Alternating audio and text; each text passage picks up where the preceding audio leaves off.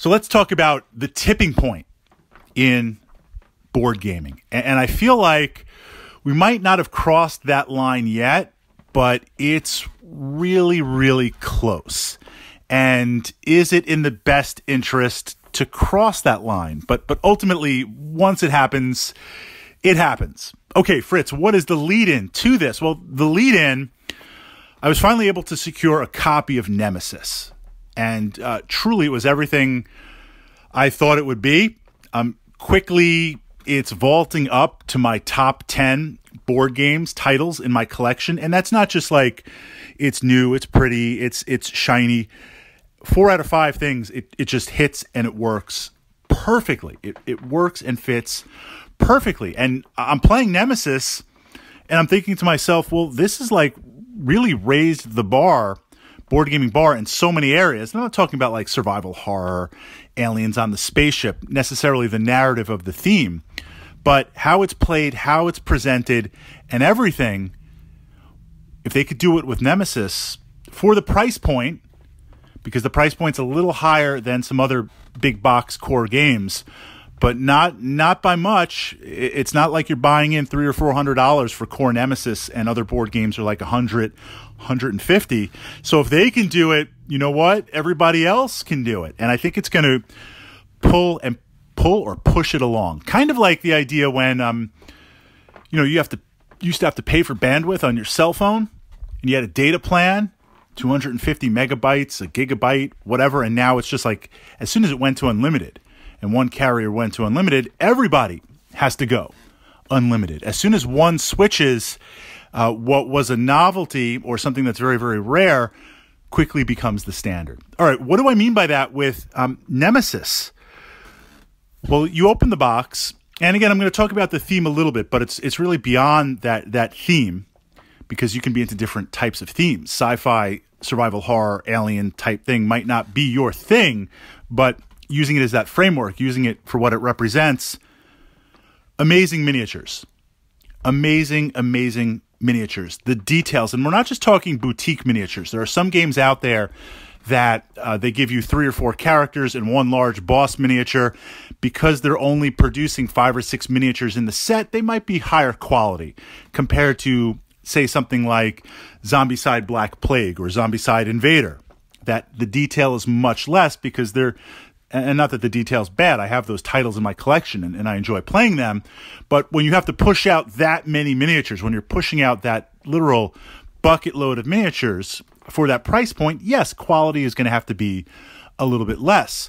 But we see with Nemesis, there's a decent amount of miniatures in the box. You've got the crew, you've got the invader, various life form sizes, and the scale is amazing. You know, you look at the adults, you look at the breeders, they're huge. You look at the queen, it's huge compared to the scale. So we have these kind of regular sized scaled miniatures, but you also have heroic miniatures. And these are mass-produced miniatures. These are not like deluxe resin, or I have the core game and I paid for the add-on. They look amazing. So I'm looking at this and saying, well, for a mid-tier miniature game, because again, it's not like it's pumping out Zombicide quantity. It's got good heft. It's got good bite. You know what? You can do it also. Other companies can do it also. Then we get into the components, and this is what's interesting. All the components are top tier. Gloss on the cards, and this is retail. Let me back up for a second. This is just retail Nemesis. Again, this is not like Kickstarter exclusive, upgraded deluxe version. This is just, I went to the gaming store and I'm like, hey, Nemesis, boom, there we go. Acrylic tokens, glass cubes or glass markers, plastic cubes, nice finish on the cards, nice heavy linen bag for drawing out the tokens for the spawn. I mean, everything is top tier premium components.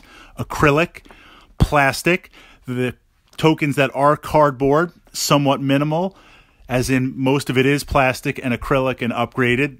The dice are fantastic. Like, this is premium stuff that other games would go just cardboard mass produced, or they would hit you for the upgrade kit. And we're not talking about like third party customizing games.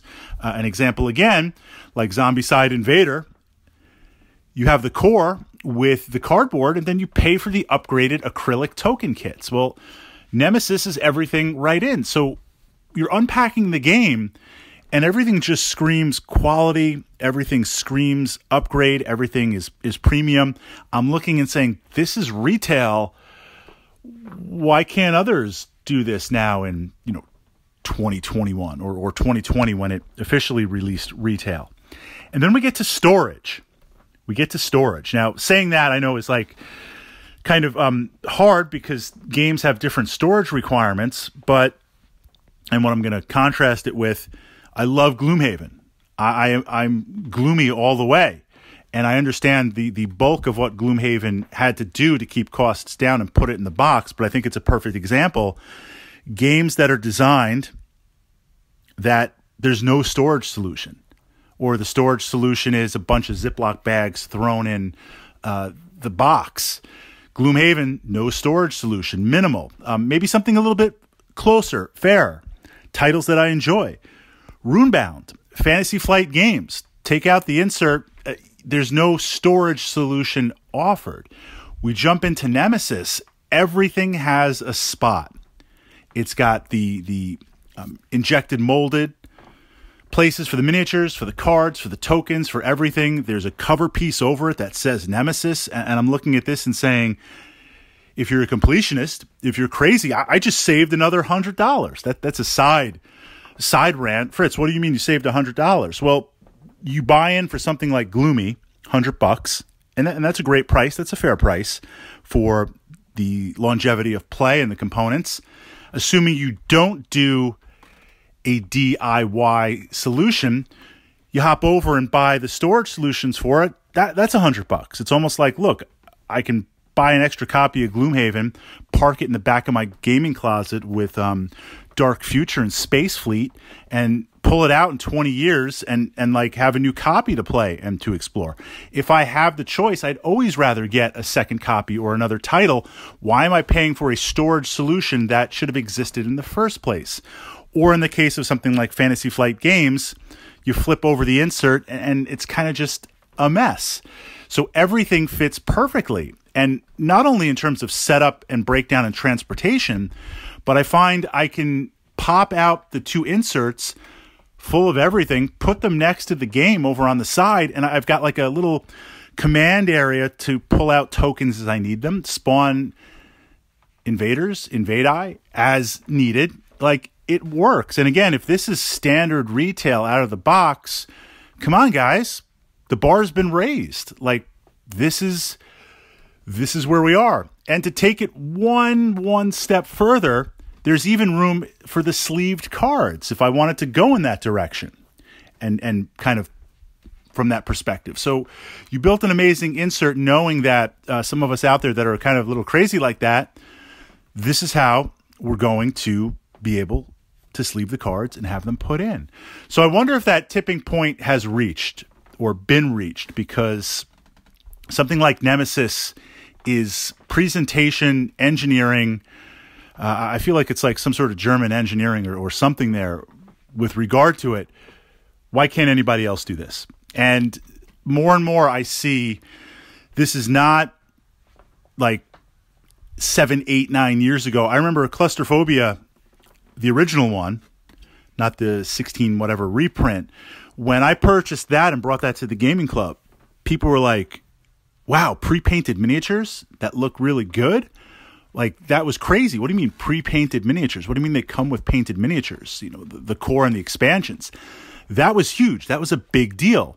Now you see some offerings where it's the core game, or you can get core upgraded with pre-painted miniatures. So we've started to see that shift.